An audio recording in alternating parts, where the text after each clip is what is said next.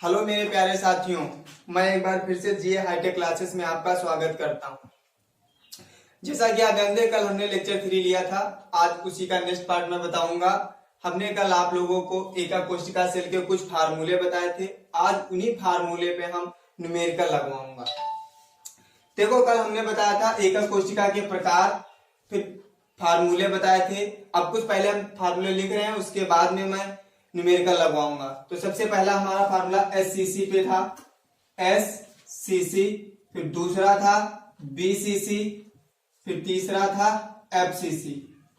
ये तीन थे हमारे प्रकार। तो एससीसी का फार्मूला सबसे पहले हमारा क्या था, जिसके लिए हम त्रिज्या आर निकालते थे, आर बराबर d/2 या आर बराबर a/2।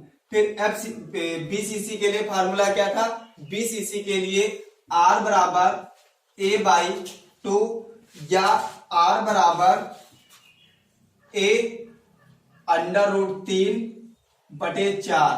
फिर एफसीसी के लिए क्या था हमारा, आर बराबर d/2, फिर आर बराबर a2√2। ये तीन फार्मूले थे।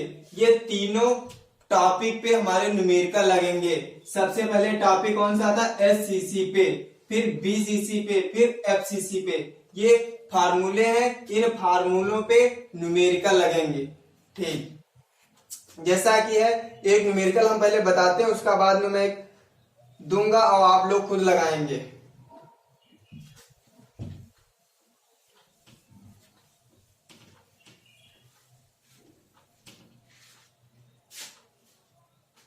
चलो क्वेश्चन नोट करिए साथ में हमारे। क्वेश्चन हमें दिया है, एक सोडियम धातु की अंतःकाय केंद्रित धन संरचना। एक सोडियम धातु की अंतःकाय केंद्रित धन संरचना है। यदि एकक कोशिका के किनारे की लंबाई 4.32 एंगस्ट्रॉम है, तो सोडियम धातु की परमाणुवीय त्रिज्या ज्ञात कीजिए। नोट कर लिया सब लोगों ने। सोडियम धातु की अंतःकाय केंद्रित घन संरचना है। यदि एक कोशिका के किनारे की लंबाई 4.32 एंगस्ट्रॉम है, तो सोडियम धातु की परमाणुवीय त्रिज्या ज्ञात कीजिए। अब देखो, सबसे पहले क्या कह रहा है, सोडियम धातु की त्रिज्या कोई दी है हमें, क्या दी है, किनारे की लंबाई और त्रिज्या साथ में ज्ञात करने के लिए कह रहा है। तो सबसे पहले किनारे की लंबाई दी हुई है, तो किनारे की लंबाई हमने काहे से डिनोट किया था, ए से। काहे से डिनोट किया था, ए से। तो इसकी किनारे की लंबाई कितनी दी हुई है, 4.32 एंगस्ट्रॉम। एक एंगस्ट्रॉम बराबर होता है, एक एंगस्ट्रॉम बराबर होता है 1 × 10⁻⁻10 सेंटीमीटर। तो सबसे पहले यहाँ पे लिख लेंगे a बराबर 4.29 × 10⁻⁻10। अब हमें ज्ञात क्या करना है, r मतलब परमाणुवीय त्रिज्या ज्ञात करना है, वो भी कौन सा, अंतःकाय केंद्रित। अंतःकाय केंद्रित का हमने कल फार्मूला क्या बताया था, r बराबर a√3/4। ये हमने कल फार्मूला आप लोगों को बताया था, अंतःकाय केंद्रित। अंतःकाय केंद्रित का फार्मूला, अंतःकाय केंद्रित मतलब बीसीसी। ये बीसीसी का फार्मूला था, आर बराबर a√3/4। आर यहाँ पे क्या होती थी, परमाणुवीय त्रिज्या। परमाणुवीय त्रिज्या, ए बराबर कोर की लंबाई या किनारे की लंबाई। किनारे की लंबाई, ये हमने आप लोगों को कल बताया था। अब इसी फार्मूले में ये दोनों के मान रखेंगे और सॉल्व करेंगे हम। तो फार्मूला हमें दिया r बराबर a√3/4। फार्मूले में मान रख दो, a का मान हमें कितना दिया हुआ है, 4.32 × 10⁻⁻10। 4.32 × 10⁻⁻10 √3/4। अब 4.32 × 10⁻⁻10 अब √3 का साथ में मान रख लेना, बटे में कितना 4, सॉल्व कर लेना, जितना आएगा वही क्या हो जाएगा, आंसर हो जाएगा हमारा। ये क्वेश्चन जो है बहुत ही इंपॉर्टेंट क्वेश्चन है, बहुत बार पूछा जाता है, ये पूछा जरूर जाएगा। फिर इसी पे आता है दूसरा न्यूमेरिकल, हम दे रहे हैं, आप लोगों को लगाना होगा। दूसरा न्यूमेरिकल लिख लीजिए यहाँ पे, a बराबर 5.24 एंगस्ट्रॉम, r बराबर आपको निकालना होगा यहाँ पे, a बराबर 5.24 एंगस्ट्रॉम, r बराबर निकालना होगा, मतलब किनारे की लंबाई 5.24 एंगस्ट्रॉम और परमाणु त्रिज्या आप लोगों को निकालना होगा। ठीक, फिर एक और हम न्यूमेरिकल बता रहे हैं आपको, लिख लीजिए न्यूमेरिकल, ये जल्दी से पहले नोट कर लीजिए या तो स्क्रीनशॉट ले लीजिए जल्दी से। हमारे चैनल को लाइक करें, सब्सक्राइब करें और शेयर करें, कमेंट करें। शेयर करना तो बिल्कुल ना भूलें, क्योंकि ज्यादा से ज्यादा जब शेयर करेंगे तो काफी बच्चों को प्रॉफिट होगा, बच्चे देख सकेंगे।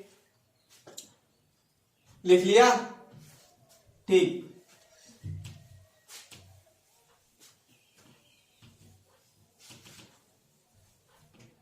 एक क्वेश्चन नोट करिए, सोना, क्वेश्चन है सोना, गोल्ड, जिसकी परमाणु त्रिज्या हमें दी हुई है 0.144 नैनोमीटर,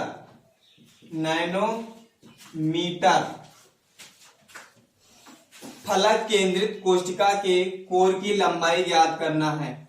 फलक केंद्रित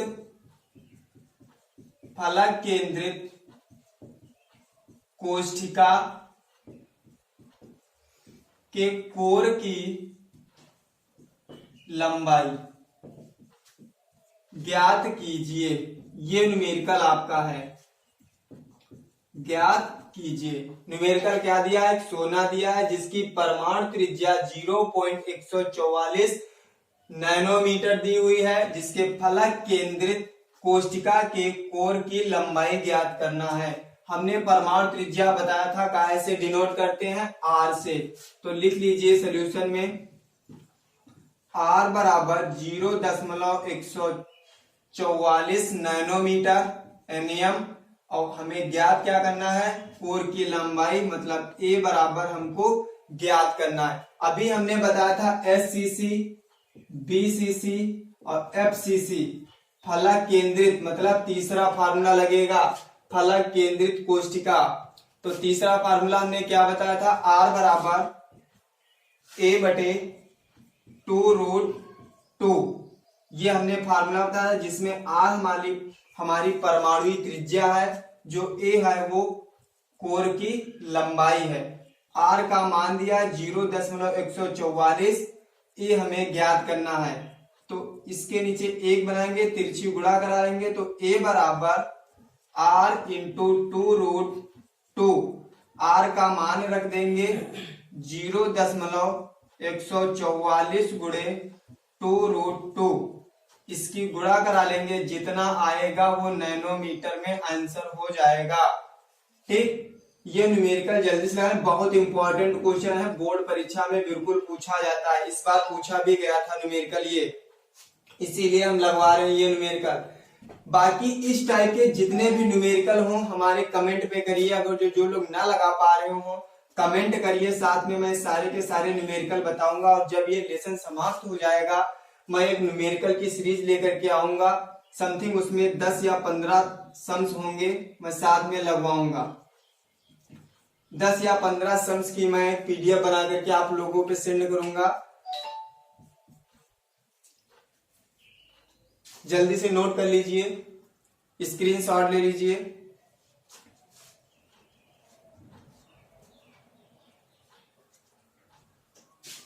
ठीक, नोट हो गया? ठीक, उसके बाद में आता है दोष। हमारे क्रिस्टल दोष क्या होते हैं, क्रिस्टलीय दोष। उसके बाद में न्यू टॉपिक है क्रिस्टल दोष। क्रिस्टल दोष। देखो क्रिस्टल दोष होता क्या है, जब कोई परमाणु अपना स्थान छोड़कर कहीं अंतःकाश या कहीं दूसरी जगह चला जाता है उसे क्रिस्टल दोष कहते हैं। या कितने प्रकार का होता है, 2 प्रकार का। हमने क्या बताया क्रिस्टल दोष, जब कोई परमाणु अपना स्थान छोड़कर कहीं दूसरे जगह पे या कहीं दूसरे अंतःकाश में चला जाता है, वहां पे या उसके स्थान पर एक खाली स्थान रह जाता है, जिसे क्या कहते हैं, क्रिस्टल दोष कहते हैं। यह कितने प्रकार का होता है, 2 प्रकार का। कौन कौन सा, नंबर 1 साटकी दोष, नंबर 1 साटकी दोष, नंबर 2 फ्रेंकल दोष, फ्रेंकल दोष। नंबर 1 हमने क्या बताया, साटकी दोष, नंबर 2 फ्रेंकल दोष। ये जो साटकी दोष है, सन 1930 ईस्वी में जर्मन वैज्ञानिक साटकी ने इसका प्रतिपादन किया था। वैज्ञानिक कौन थे, वैज्ञानिक साटकी, हमारे वैज्ञानिक साटकी सन 1930 ईस्वी में इसका प्रतिपादन किया था।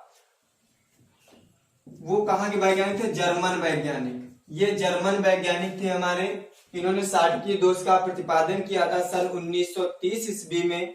और ये जो हमारा फ्रेंकल दोष, ये वैज्ञानिक फ्रेंकल थे, वैज्ञानिक फ्रेंकल, इन्होंने सन 1930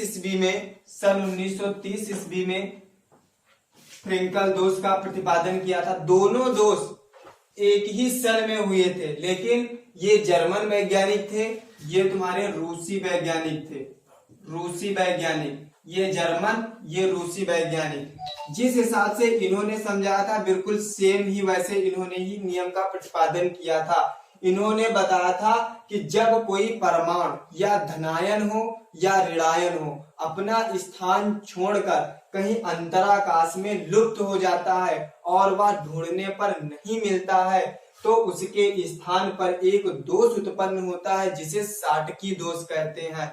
और इन्होंने क्या बताया, जब कोई परमाणु या धनायन हो या ऋणायन हो अपना स्थान छोड़कर कहीं अंतराकाश में, मतलब कहीं बीचों बीच में जाकर के अपना स्थान बना लेता है और उसके स्थान पर, उस परमाणु के स्थान पर खाली स्थान रह जाता है, वहां पर एक दोष उत्पन्न हो जाता है जिसे फ्रेंकल दोष कहते हैं।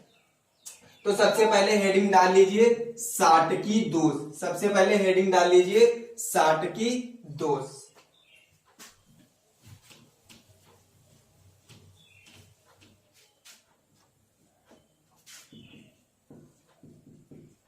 साटकी दोष ऐसे लिख लीजिएगा, 1930 जर्मन वैज्ञानिक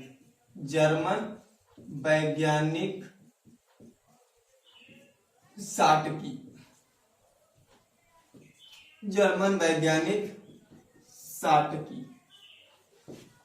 एक फिगर इसका, सबसे पहले फिगर बना लीजिए, Na plus Cl minus, Na plus Cl minus, Cl minus, Na plus Cl minus, Na plus, Na plus Cl minus, Na plus Cl minus, Cl minus, Na plus Cl minus, Na plus. अब देखो एक यहां से हम स्थान गायब कर रहे हैं, एक यहां से हम स्थान गायब कर रहे हैं, नहीं तो यहां से ना गायब करोगे तो यहां से स्थान गायब कर दो। एक ये स्थान हमने गायब कर दिया, एक हमने ये स्थान गायब कर दिया। ये ऐसे बना दे इसको,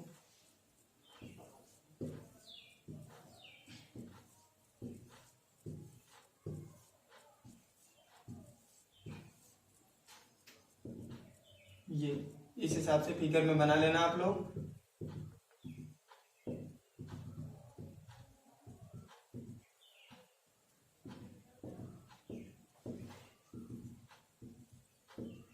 ये इस हिसाब से ये लिख लीजिएगा ऋणायन परमाणु, ऋणायन परमाणु, ऋणायन परमाणु, इधर लिख लीजिएगा धनायन परमाणु, धनायन परमाणु द्वारा छोड़ा गया रिक्त स्थान, रिक्त स्थान, इधर लिख लीजिएगा ऋणायन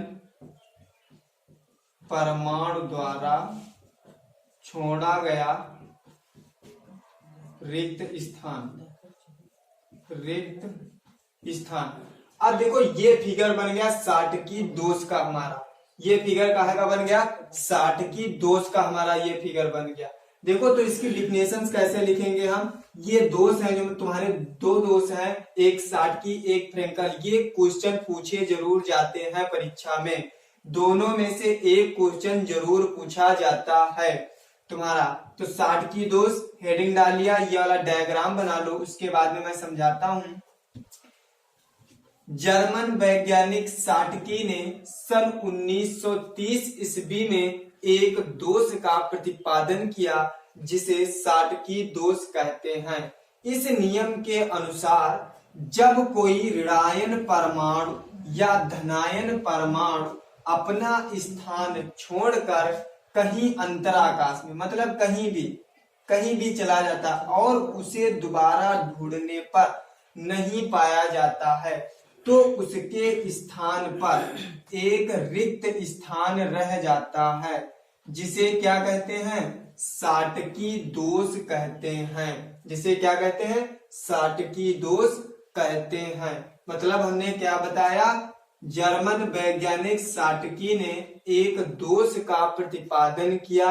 उन्होंने बताया कि जब कोई ऋणायन परमाणु या धनायन परमाणु अपना स्थान छोड़कर, कौन सा स्थान छोड़कर, अपना स्थान छोड़कर कहीं दूसरी जगह या कहीं अंतराकाश में चला जाता है और ढूंढने पर फिर नहीं मिलता है, तो उसके स्थान पर या उसके जगह पर एक स्थान या रिक्त स्थान छूट जाता है, उसे साटकी दोष कहते हैं।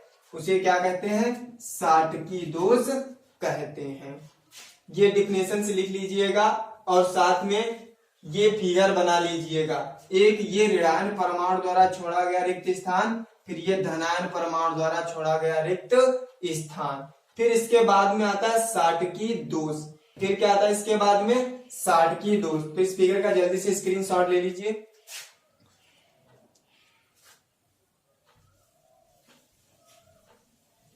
बिल्कुल सेम ऐसे ही है तुम्हारा फ्रेंकल दोष, बिल्कुल सेम। उसमें होता कुछ नहीं, उसमें दोनों परमाणु क्या होते हैं, एक परमाणु अपना रिक्त स्थान छोड़कर जाता है, धनायन ले लो या ऋणायन ले लो, कोई भी परमाणु ले सकते हैं आप। यहाँ पे Cl माइनस, मान लो यहाँ से हमने कोई परमाणु अपना रिक्त कर दिया, यहाँ से Na परमाणु रिक्त कर दिया, और यहाँ पे कोई अपना परमाणु हम ले लिए। सबसे पहले हेडिंग डाल लीजिएगा, नंबर दूसरी हेडिंग फ्रेंकल दोष, फ्रेंकल दोष। ये 1930 ईस्वी में रूसी वैज्ञानिक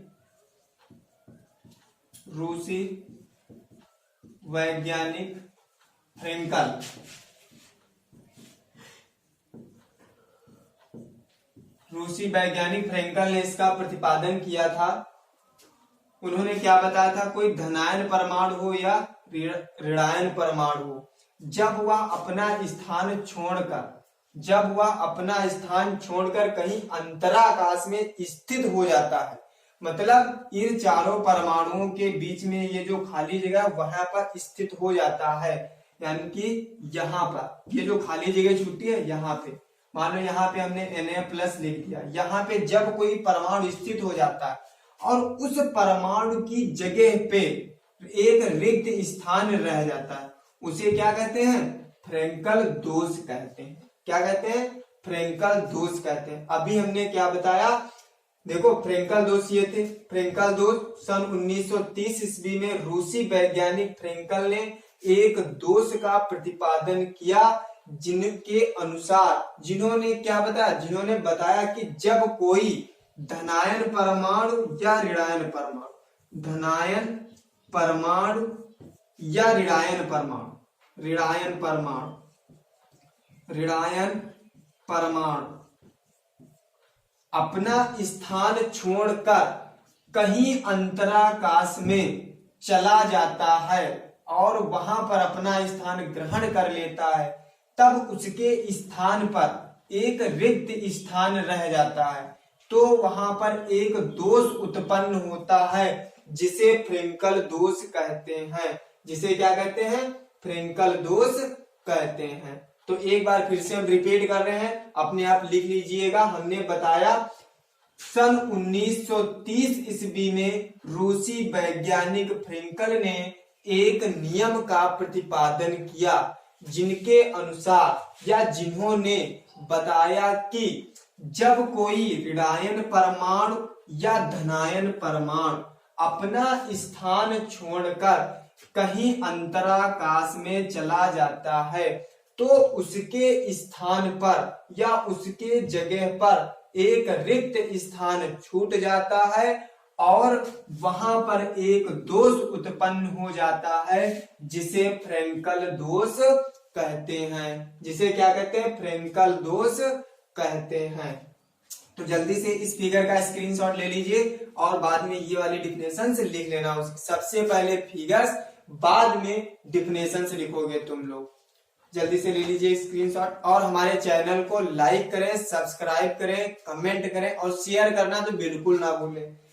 जितना ज्यादा से ज्यादा शेयर करेंगे उतना ज्यादा से ज्यादा बच्चे पढ़ पाएंगे। उसके बाद में तुम्हारे आते हैं चालक। उसके बाद में आते हैं चालक। तो सबसे पहले हेडिंग, उसके बाद में हेडिंग डाल लीजिए चालक। अब चालक तो सब लोग जानते होंगे क्या होते हैं चालक। वेट होस जिनसे विद्युत धारा प्रवाहित की जा सकती है, चालक कहलाते हैं।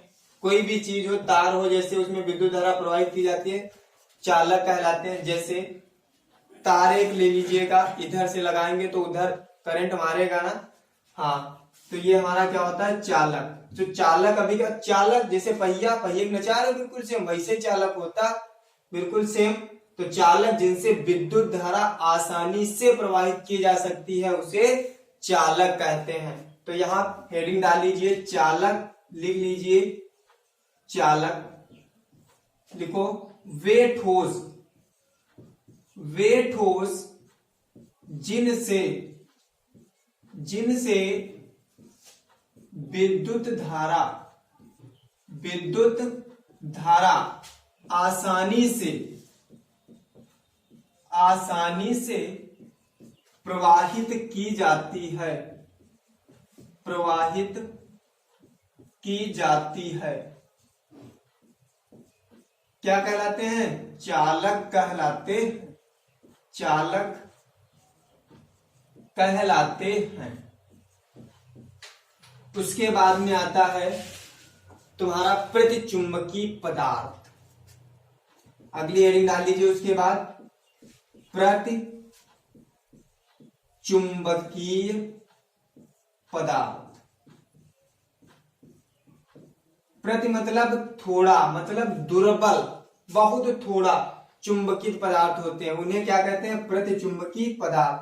मतलब जिनको चुंबकीय क्षेत्र में रखने पर दुर्बल रूप से प्रतिकर्षित होते हैं, उन्हें प्रतिचुंबकीय पदार्थ कहते हैं। तो लिख लीजिए ऐसे पदार्थ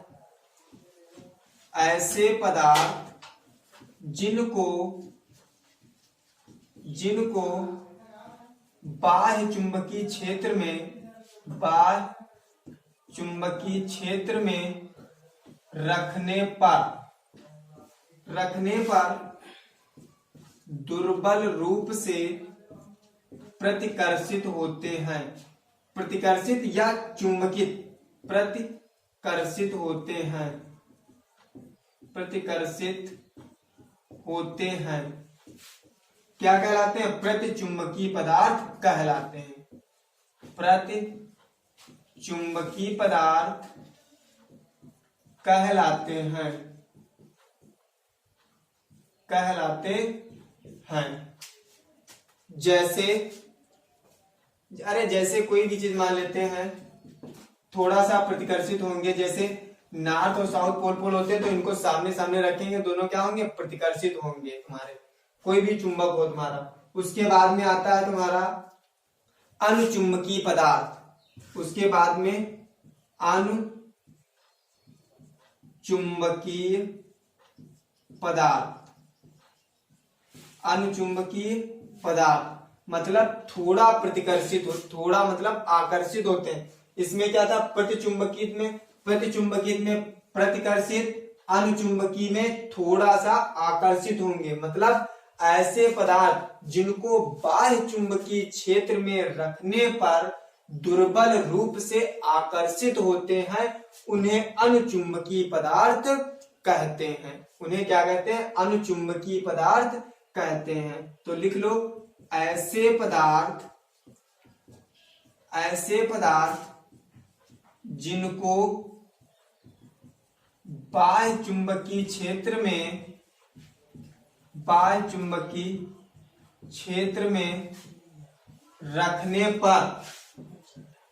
रखने पर जिनको बाह्य चुंबकीय क्षेत्र में रखने पर दुर्बल रूप से आकर्षित होते हैं,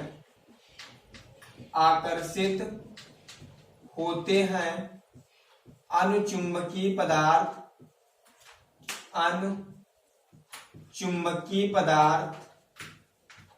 कहलाते हैं। अनुचुंबकीय पदार्थ कहलाते हैं। अनुचुंबकीय पदार्थ कहलाते हैं मतलब मतलब बहुत थोड़ा आकर्षित होंगे, उसके बाद आकर्षित नहीं होंगे। बस थोड़ा आकर्षित होंगे, उसके बाद आकर्षित नहीं होंगे। उसके बाद में आता है लौह चुंबकीय पदार्थ। उसके बाद में लौह चुंबकीय पदार्थ बिल्कुल सेम बिल्कुल ऐसे ही है। मतलब ऐसे पदार्थ जिनको बाह्य चुंबकीय क्षेत्र में रखने पर प्रबल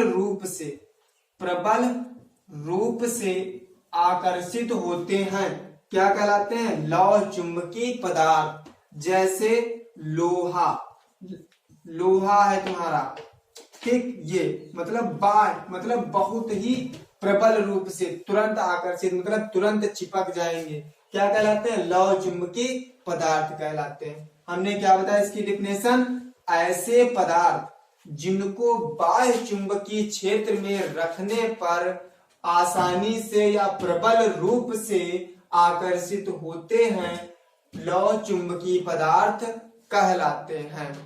फिर बिल्कुल इसी सेम आता है फेरा या फेरी चुंबकीय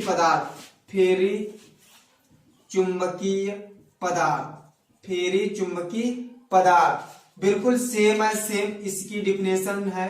बिल्कुल सेम लौह चुंबकीय पदार्थ है जिनको लौह चुंबकीय क्षेत्र में रखने पर आसानी से आकर्षित हो जाते हैं, फेरी चुंबकीय पदार्थ कहलाते हैं। फिर प्रतिलौह चुंबकीय पदार्थ आता है, बिल्कुल सेम ऐसे पदार्थ जिनकी संरचना लौह चुंबकीय पदार्थ के समान होती है, प्रतिलौह चुंबकीय पदार्थ कहलाते हैं।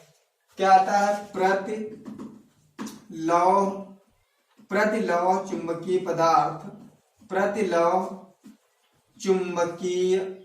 पदार्थ।